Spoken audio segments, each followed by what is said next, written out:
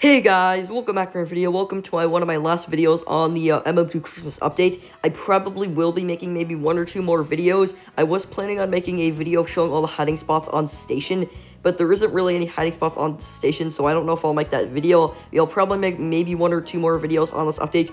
Also, today is New Year's Eve, so this is the last video I'm going to be posting in 2021. So just thank you guys for watching me for an entire year. And also, before we begin, I want to credit Colby, because this video is sort of inspired by some of his videos of him rating the Halloween update. But yeah, let's begin.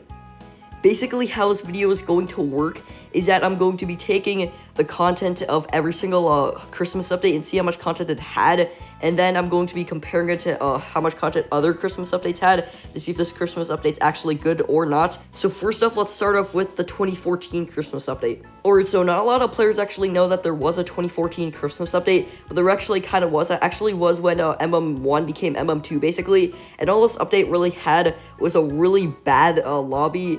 The gifted code came out and the reptile code came out during this update. So yeah, it was a super small update. I don't even know if it was like a fully Christmas update or just like a holiday update or something. This update really didn't have anything. It just had two codes and a lobby. I think this is when MM1 became MM2, so there was new boxes, but I'm not going to count that because it didn't really have anything to do with the actual like update. That was more just like a regular update, not anything to do with like holidays or Christmas. I'm not going to count the lobby, so this has a content counter of 2. Next up, we had the Christmas event from 2015.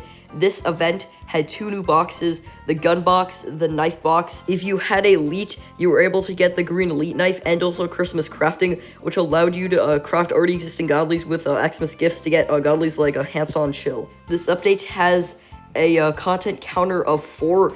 It didn't really have much, but I definitely really liked the update just because of all the knives and guns that came out in that update. They were really good. Alright, next up is the Christmas update of 2016, which is probably the worst Christmas update ever.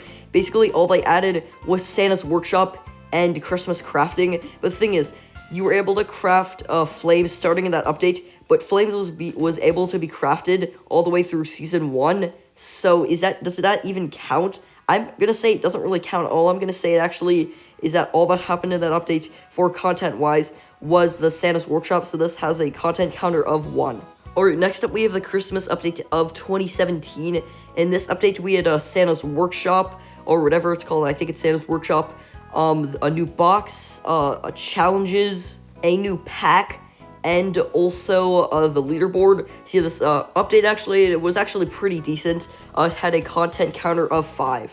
Alright, next up is the Christmas update of 2018. This update had a pack, a leaderboard, a battle pass, Santa's Workshop, growing your tree by salvaging things. This update had a lot of things, also a new box. See, this update had a lot of things, and you could say that this update had 5 things because the growing your tree thing was still part of Santa's Workshop, but I'm going to count it as its own separate thing, so this update had a content counter of 6. Next up is the Christmas update of 2019. This update had a new leaderboard, a new box, a new battle pass, the gifting center, Santa's challenge, a new pack, and also a new map and workshop. So yeah, this update was pretty good. It had a content counter of 7.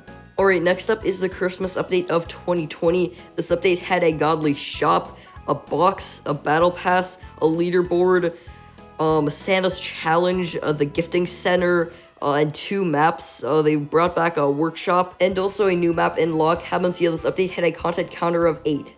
Alright, now on to the Christmas update of 2021 this year to see if this update is actually good compared to all the other updates. See, this update had a new box, a new leaderboard, a new battle pass, a new pack, which is actually the only pack in MM2 to have a knife gun and an effect in it, which is pretty cool. The gifting center and 3 maps, which are workshop, log cabin, and also they had a new map, which is station. So this update had a content counter of 8. I don't know why they took out the Santa's challenge, which they had the past few years. If it still was in the game, it would be a content counter of 9. So this update actually had a lot of content because it's tied for the most content in an update ever. So this update did have a lot of content, and I definitely really like this update. A lot of people are saying this update is rushed or that isn't good. That's just really people complaining because everyone in MM2 just hates updates now for some reason. I don't know. MM2 players just have a reason to hit on every single update just because they hate Nicholas or something.